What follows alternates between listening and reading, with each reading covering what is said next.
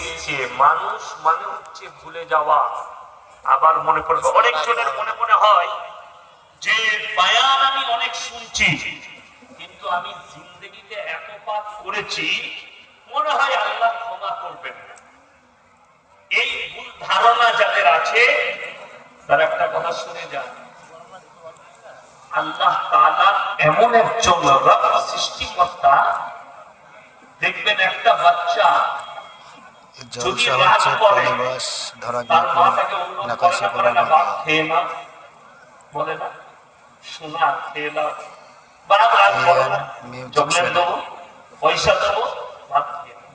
যখন সে 3 বার 4 বার মায়ের 5 বার ডাকে আসে না, মা বিরক্ত হয়ে বলে আর ডাকতে পারলাম না, খালি টাকা ব্যাগে বলে। ঠিক বললাম না ভুল বললাম?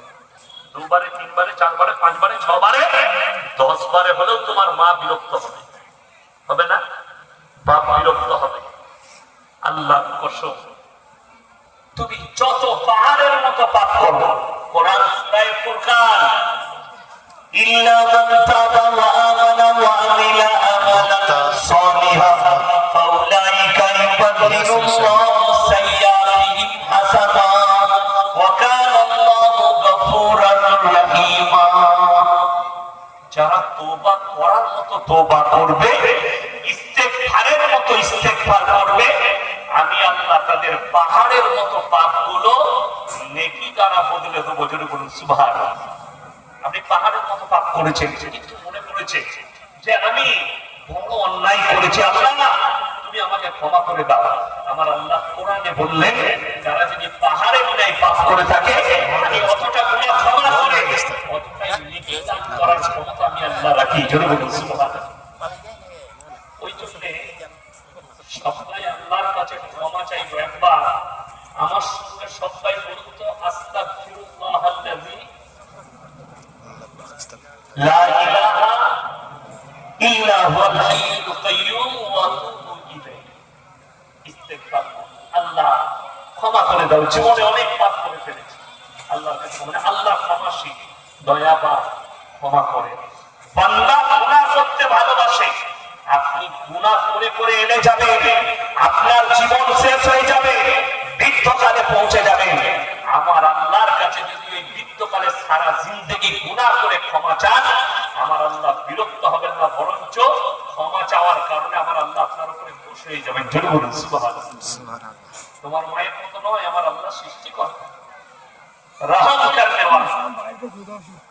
এই যে সাজানো গুছানো পৃথিবীটা দেখছো, পরের আয়াতে আল্লাহ বললেন, ওয়া ইন্না লাজাইলুনা মা আলাইহা সাঈদান যুরফা। আমার এমন একটা দিন তোমাদের চোখের সামনে আসবে, এই কাঁচওয়ালা পাহাড় পর্বত নদ নদী নালা কিছুই থাকবে না, আমি প্লেন করে দেব। যেমন একটা খেলার মাঠ হয়, গোটা পৃথিবীটা এরকম করে দেবো, একটাও আর কিছু থাকবে না। এটা কোরআন, কিছুই থাকবে না, সব লেবেল। ওই জন্য আমার বন্ধুগণ, আজকে সবাই হাত তুলে বলুন, আমরা সবাই আল্লাহর প্রিয় হব ইনশাআল্লাহ। হবে ইনশাআল্লাহ।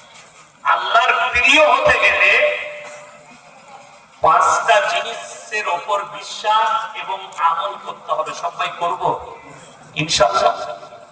দেখি ইনশাআল্লাহ বলছে, কতটা করতে পারেন সেটা দেখি। কোরআন খুলুন, কোরআনে প্রথম সূরা হচ্ছে সূরা ফাতিহা। আমাদের সমাজে লোক, আমরা নামাজে সূরা ফাতিহা পড়ি না পড়ি না? পড়ি। ওয়াদা করি কি, ইয়্যাকা না'বুদু ওয়া ইয়্যাকা নাস্তাঈন। আল্লাহ তুমি ছাড়া কারো উপাসনা করি না, তুমি ছাড়া কারো কাছে ভালো মন্দ চাই না। তাহলে গাছপালা, মাজার, রওজা, থান, দরগা এগুলো কি করে ভালো করে বুঝবে। এই গ্রামে আপনার চাচার একটা দোকান আছে, আপনার গ্রামে আপনি সকালবেলায় বিস্কুট কিনবেন, বিস্কুট আপনি চাচার দোকানে না কিনে নরেনের দোকানে অন্য পাড়ায় গিয়ে একজন নরেনের দোকান থেকে বিস্কুটটা কিনছেন। দুটো মানে দাঁড়াবে এটা কি? এক হচ্ছে চাচার কাছে মাল নেই, আর তা না আছে, ঝামেলা চলছে, ঠিক কিনা? দুটোর মধ্যে একটা কারণ হবে। তো যারা আল্লাহকে বাদ দিয়ে রওজা খানে, দরগায়, কবরে, গাছতলায়, ছাদতলায় চাইতে যায়, দুটো মানে জানাবে, হয় আল্লাহর কাছে মাল ফুরিয়ে গেছে, নাহলে আল্লাহর সঙ্গে কথাটা বুঝতে পারছি। সবাই ভালো মন্দের মালিক করুন কে? আল্লাহ। পরের সূরাটা হচ্ছে সূরা বাকারা। প্রথম আলিফ লাম মিম যালিকাল কিতাবু লা রাইবা ফীহি। মারাত্মক ভাষা। আলিফ লাম মিম, আলিফ লাম মিম রা, তাসিন তাসিন মিম ইয়াসিন কাফ ইয়া আইন সাদ, যতগুলো এরকম হুরুফ আছে এগুলোর নাম হচ্ছে হুরুফে মুকাদ্দার। এর মানে তাই আল্লাহ ছাড়া পৃথিবীর কেউ জানে না। এর মানেটা পৃথিবীর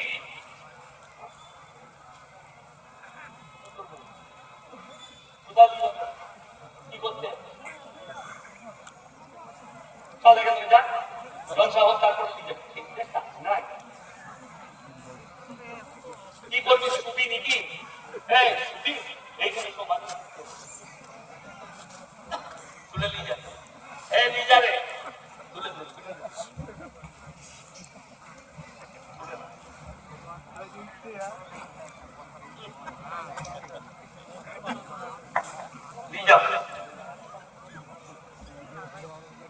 ডিস্টার্ব করো না, জলসা ছেড়ে দিয়ে পালিয়ে যাবো, আমার কিছুই করতে পারবে না। তুমি চিনো না এখনো আমার, আমি কারো পায়ে মানো বক্তা না।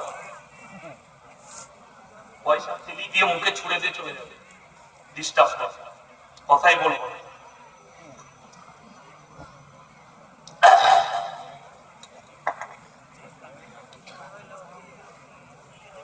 লাইন আউট করে দিলে গাঁজা পড়ি গল্প করে দিয়ে পালিয়ে যাবে। আমরা যখন বক্তা হতে পেরেছি, গল্প আমি জানি না, পাঁচতলা এমন গল্প শোনাবো না। মেদিনীপুরে একজন হুজুরে এলো ফুরফুরা থেকে, তাকে একটু ফাটিয়েছে, মানে ভালো খাবার দেয় না, সে একটা পাখির গল্প ধরে নিল। 2 ঘন্টা পরেও পাখিটা উড়ে নাই। একজন বলছে হুজুর এখনো উঠলো না, বলে পরের বছরে দাও দিয়ে ভালো খাওয়া দিয়ে পাখিটা উড়িয়ে দিল। মেলা আমার সাথে করো না, নাহলে পাখির গল্প দিয়ে জলসা শেষ শুনবো। কোরআন হাদিস শুনতে চাইলে ঝামেলা করো না, ডিস্টার্ব করবে না। হ্যাঁ, তো যেটা বলছিলাম, যতগুলো হুরুফে মুকাদ্দারাত আছে কোরআনে, আল্লাহ ছাড়া এর মানেটা কেউ জানে না।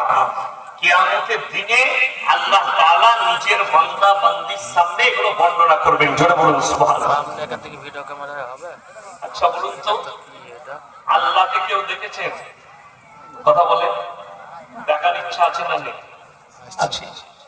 যদি বলে দুনিয়াতে দেখার ইচ্ছা আছে না পরকালে? আচ্ছা, এই কালে দেখতে চান?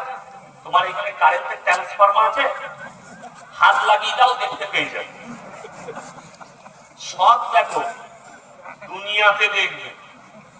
তোমার জানা নাই মুসা নবী দেখতে চেয়েছিলেন। কে বললাম? মুসা নবী, আল্লাহ আমি আপনাকে দেখতে চাই।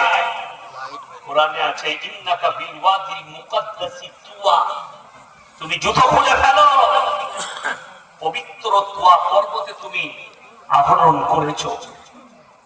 আগুনের ঝালক থেকে, চমক থেকে বেহুশ হয়ে গিয়েছিলেন। মুসা নবীকে আল্লাহ বললে তুমি আমাকে দেখা তো দূরের কথা, আমার তাজাল্লি থেকে তুমি বেহুশ হয়ে গেছো, আমাকে কি করে তুমি দেখবে? জোরে বলুন সুবহানাল্লাহ। চাচা বলি আমি এই দুনিয়ায় দেখবো, ঝামেলা রাখার জায়গা নাই। আমার বন্ধুগণ, আমার ভাই, দেখুন দিলেতে তামান্না আমাদের আছে, আমরা আল্লাহকে দেখবো। বলুন ইনশাআল্লাহ।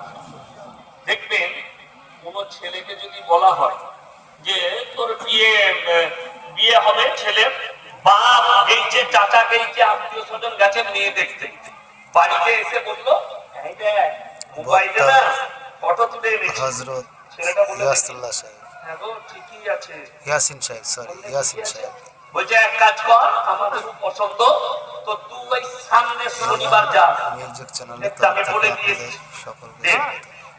এরা রাতে ঘুম হবে না, আর ডেটটাও পেলবে, ঠিক কিনা? আমি যখন লাকমাই কিরাত করি ইরফানিয়ায়, তো আমার মা বললে এই বছরে তোমার শেষ পড়া, তো তোমার বিয়ে দিয়ে দিব। আশা ঠিক আছে, তার সঙ্গে পুকুর পেয়েছি। আমি